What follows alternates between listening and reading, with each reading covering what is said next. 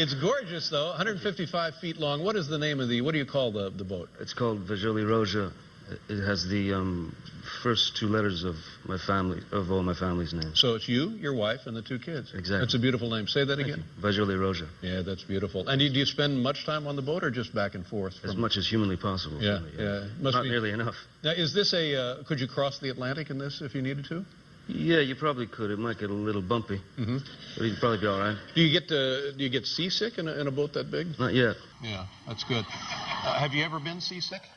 I came close once. It's awful, isn't it? It's yeah, just not good. It's unpleasant. Well, it sounds like a lovely life you have there. And you must have some of your buddies come down, family, friends, and kids. Oh, sure, yeah, family. You know, How much time do you spend down there? Not enough. Yeah. No, I mean. Could you live on that island? Easily. Is that right? Oh yeah, just sit there and drool. You get language? I do that here every night. But when you know what I like to do is watch old movies, and I'm wondering if you're like that in the respect that you look at old movies and have, 30s, 40s actors and stars that you admire. Anything there? Oh, there are tons of them I admire, yeah. Yeah, who comes to mind? Bogart, first and foremost. Yeah, sure. Yeah, absolutely. Bogart. Yep. William Powell, I liked William Powell.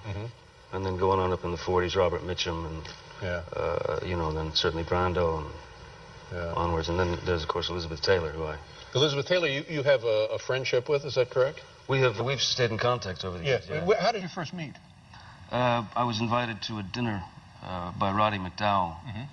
And I went to this dinner, and she was magic, She was just this glowing, levitating thing. Right. And lovely. Oh, super lovely, very sweet, but a real broad, I mean. I'm sorry? A real broad. A real broad. She was down to earth, is what you're saying. Exactly. Yeah. And how did you know Roddy McDowall? I knew Roddy through Vincent Price when I'd done Edward Scissorhands. Oh, man, what a tremendous film that was. Oh, yeah.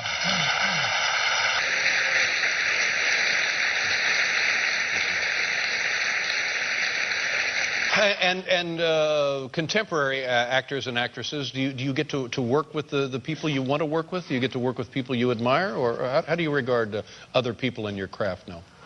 Again, I fall back on the ignorance card. I really don't see too many movies. I like watching old films, like you were saying, but I don't see too many contemporary films. When you're doing a part, is there anything from the old movies that you can use, that you draw on, that you think about, or is it completely stands on its own as a piece of work? I suppose it depends. I mean, there's all kinds of certainly inspirations, things that Marlon Brando did that inspire, or Montgomery Clift, or Bogey, or whatever, Well, these are great influences, for heaven's sakes. Well, I like them. Yeah, no, absolutely. Let's talk about the movie. Now, John Dillinger and I, both from Indiana. Yeah, that's right. And I, too, started out in a life of crime. There you go. But then got into TV.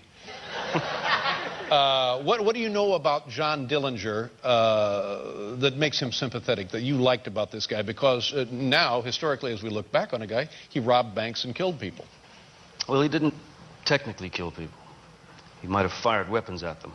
But we don't know that he killed them. I see. So it's just that little loophole where... You know what I mean? I tend to look at Dillinger as not an enemy of the public. I think that he was the common man who had, who took matters into his own hands under the circumstances, in 1933, when the banks were the enemy. And everybody out of work, nothing to eat, everybody was poor. Exactly. And in fact, is it true that some of the money that he took from the banks he gave back to the people that had deposited money in those banks? He did, he definitely did. He wouldn't take, a working man's money. He wanted the bank's money. He wouldn't take a farmer's or, Yeah.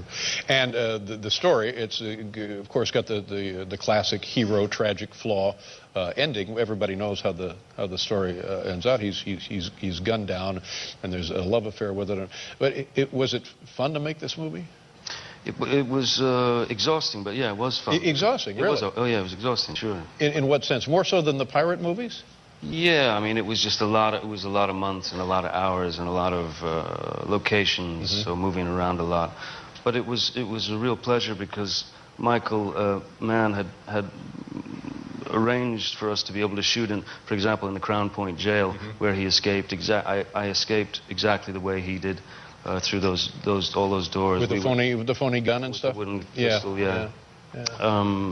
Little Bohemia, the shootout was done in Dillinger's room. I was firing through the exact window. So that was actually in Wisconsin. That scene is exactly where it took place in real life. Yeah, well, it's fascinating stuff. And then also, it looks to me like this film, a lot of it is done handheld camera. Is that correct? Yeah, tons of handheld. Yeah.